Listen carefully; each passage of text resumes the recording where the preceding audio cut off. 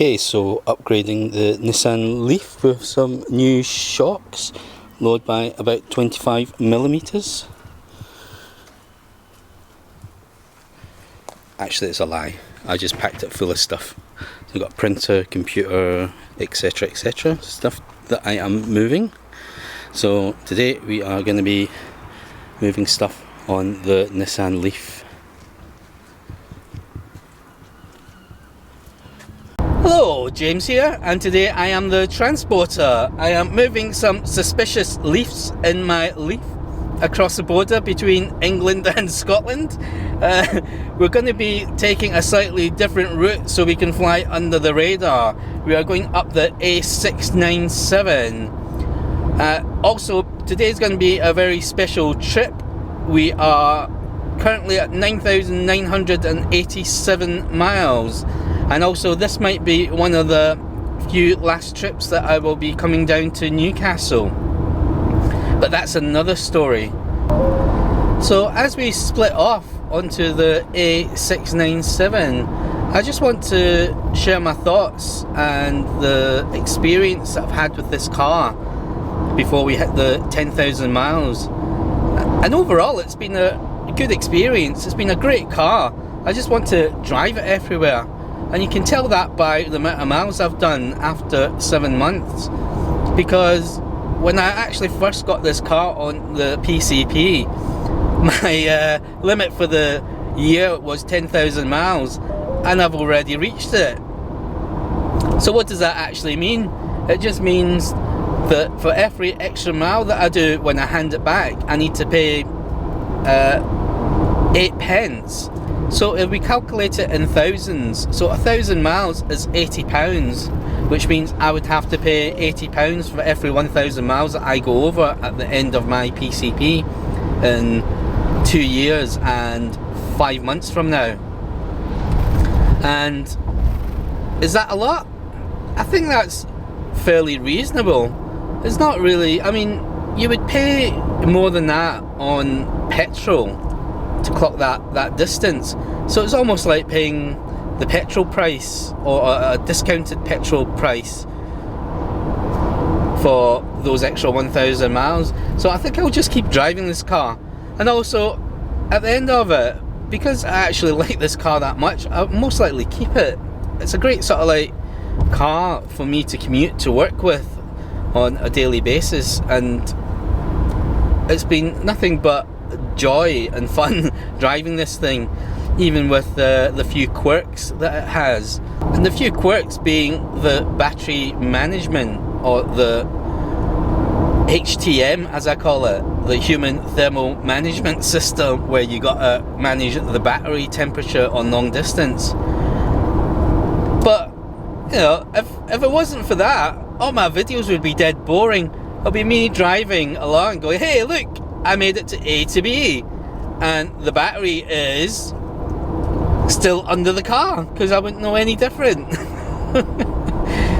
So we're at 9,999 miles, and we are coming up to Longframlington. There's a sign saying unmarked police cars. I've seen them before, so they are on this road, so you have to be careful. But let's not talk about the police. Let's talk about the 10,000 miles and where I would be at this point in time. 10,000 miles and we are in Longframlington. I could stop here, buy a drink in the local grocery village store, or I could just keep driving, which I think I will. Longframlington. So when someone asks me, James, where were you when your Nissan Leaf did 10,000 miles, I would say I was in Longframlington and I was wearing my Nissan Leaf hat while I was driving through it like a boss.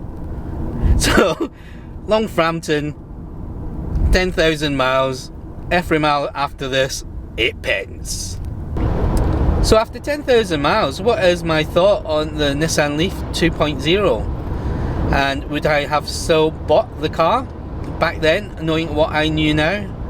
Yes, I would, because the car has done everything that I need it to, from getting me to work and covering this distance between Newcastle and Edinburgh, and it's been a joy to drive, especially with the e-pedal and the Pro Pilot, making the trips so much easier.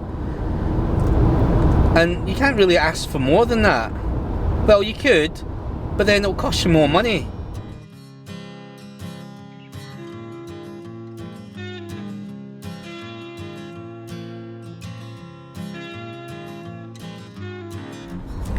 So that was a bit of a cop-out. The charge point didn't work, there was no comms, and there was also no luck using the app on my phone for the Charge Your Car.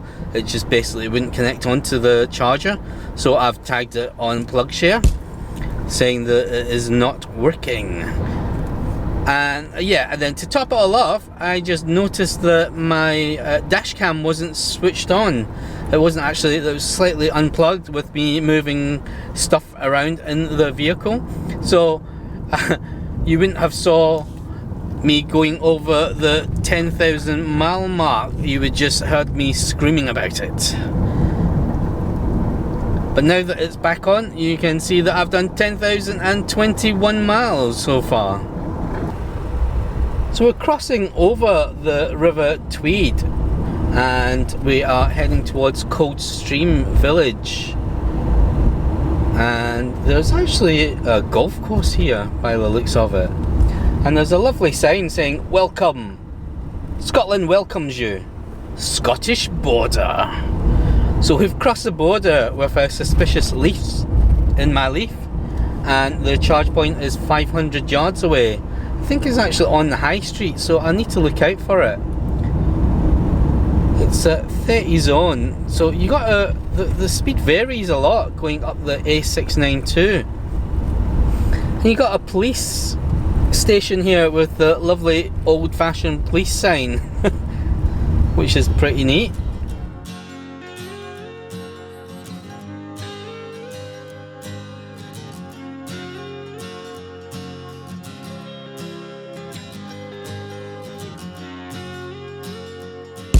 So you can tell this charge point isn't used much.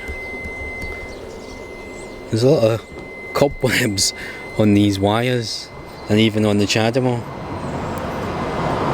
So James from Electrified Journey Japan has recently done a review of the Nissan Leaf Nismo with the Nismo kit on it, and also the chip that makes it go that little bit quicker. But if you want to save some money and you want to slam your car down, just do what I did and load it up with flowers and things. So this is a short stay car park with the EV next to the hotel and a pub. You've got this lovely park that you can chill out on. This is rather nice.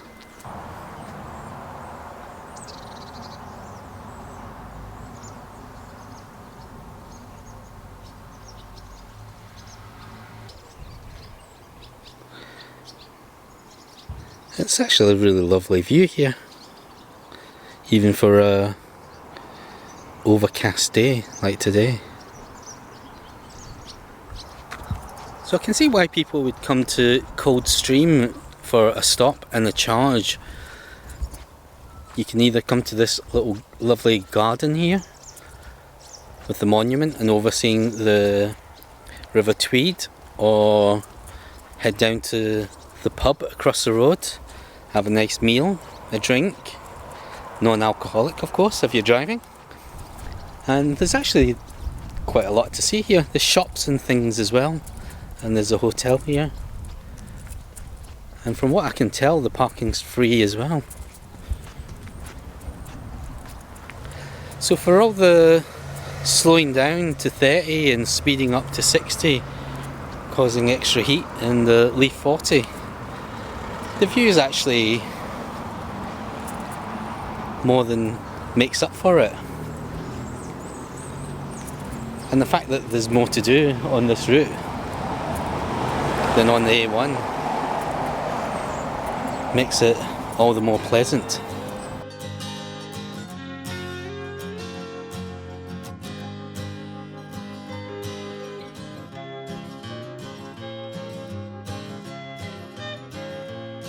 So with the 10,000 miles clocked, the issues that I've had with this car is once I had some squeaky brakes because I don't really use them that often, and that was caused by most likely some sort of grit inside or some sort of small stone that was lodged between the brake disc and the pads, which was causing a squeaking. But that was close to about 2,000-3,000 miles on the clock. It is now gone. The other issue that I am having at the moment is the driver side wing mirror doesn't always come out when I start the car, and it's actually squeaking when it comes out. I've recently put some WD-40 in between the gaps to try and loosen it up a bit. It has helped, and it's a little bit intermittent if the wing mirror wants to come out or not. I normally have to hit the button, the wing mirror button, to activate it, but I'm sure Nissan will cover that to get fixed if I take it down to them. I think the main thing to take away from this is, if you've been keeping up with all my videos, you would know that if the car would be suitable for you or not, and if the long distance and the battery overheating doesn't faze you because you have a second car, or you rather not do those sort of distance anyway, then this is an absolutely amazing car to own. I've not had any real major issues with it. It's just such a responsive car when you need it to be. And like I said, with all the safety features when you're driving helping you out, like the e-pedal, and especially the safety systems of spotting other vehicles or road users and applying the brakes, emergency brakes, before I can even actually get my feet across to slam on the brakes, is really good. So come next year, when I retire the Leaf 2.0 as my daily commute car and buy a main EV, which is 60 kilowatt plus, what would I go for? On the list would be the Nissan Leaf E Plus, or whatever it's going to be called, or the 60 kilowatt hour battery variant with active thermal management. If it does, then that would be a contender, especially if they bring out the Nismo version. Then I would most likely jump straight at it. But there's also the Kona, which looks rather nifty. It's kind of like a small SUV. I saw a petrol version of it at the Livingston Outlet shopping centre, and it was on display. And it's a little bit smaller than I thought it was going to be. I was hoping it was going to be more of Golf, a little bit bigger than the Golf, towards like between this Leaf and Qashqai, but it was more the size of VW Polo and VW Golf. So it might be a little bit too small, but the efficiency of the thing and the pop-up display is quite nifty. So I mean, it's still, I wouldn't rule it out. It still looks like one of the cars that I might go for. But I mean, if they had an Ioniq with a 64 kilowatt hour battery in it, then that would definitely be right up there on vehicles to get from Hyundai.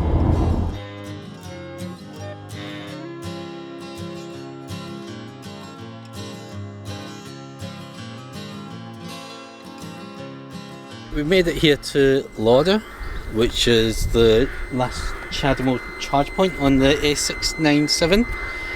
It is here, it's a brand new one. It works. The only thing is, it's by an industrial estate, and there's not that much here. There's a co-op further down, but I suppose you could take a trip down there if you're willing to leave your car. in this spot while it's charging. And also the bays are a bit funny as well. There's actually two bays, and the way they've actually done the bays is weird. We have a look here. We've got one bay here, and then they got a bay here that curves round. It's all marked for EV parking. Look at that, lower springs. So it's just they must think EVs can bend all weird. There's crows around and people are recycling over there.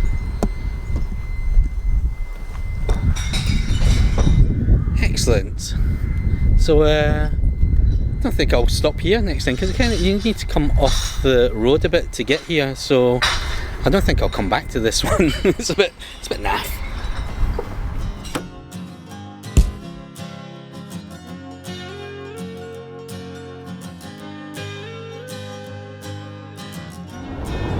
So I'm going to put it out there and say that the Nissan Leaf is aimed at people that need a commuter car or drop the kids off and somewhere to go to the next town or the next city, and or even sort of like medium sort of range trips. And when I say medium range, I'm talking about a 200-mile round trip, and it's ideal for that.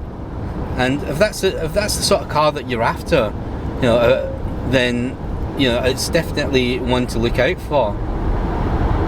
So after 7 months and 10,000 miles, how much in fuel has it cost me, or electrons has it cost me to run the car? And the answer is, I think, under £180, and most of that was from charge from Ecotricity on the highway and Chargemaster when I was down at Milton Keynes. But I was very lucky that the charge points in Scotland, most of them are still free. The reason, not because I was being cheap, but I was living in a flat, so I had to use the rapid chargers outside whenever I could to top up, and you know that's the reason why that's the price, under £180.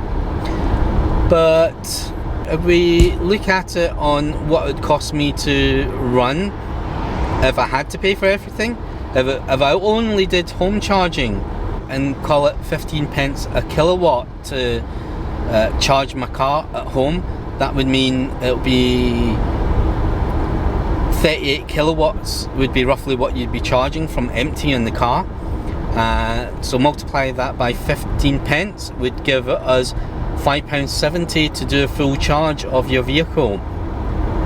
Now if we divide that by 140 miles on average, we're talking about 4 pence a mile, and if we multiply 4 pence by 10,000 miles, that's £400 in electricity it cost me just for home charging. Then for rapid charge points outside, it's roughly about 30 pence a kilowatt, so we double what we got there, that's 800. So it cost me anywhere between 400 to 800 pounds for 10,000 miles in this EV.